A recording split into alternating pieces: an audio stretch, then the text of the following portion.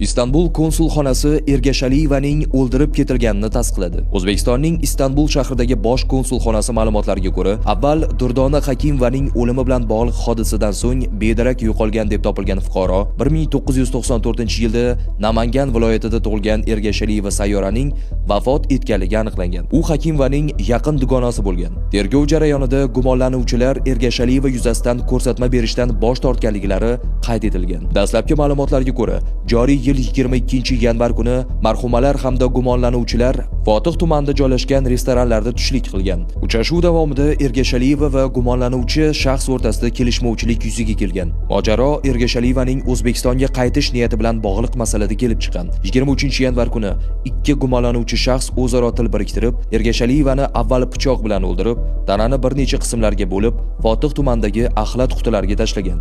24-yanvar kuni ikki gumonlanuvchi shaxs Ergashaliyevaning telefonidan Hakimovga SMS xabar yuborib, uni ham chaqirgan va uni ham pichoq tiqib o'ldirib, tanani bir nechta qismlarga bo'lib, Shishli tumanidagi axlat qutilariga tashlagan. Ergashaliyevaning jasadi topilgani haqida ommaviy axborot vositalarida ma'lumot tarqaldi. Biroq Istanbul sud tibbiy ekspertizasiga hozircha jasad olib kelinmagan.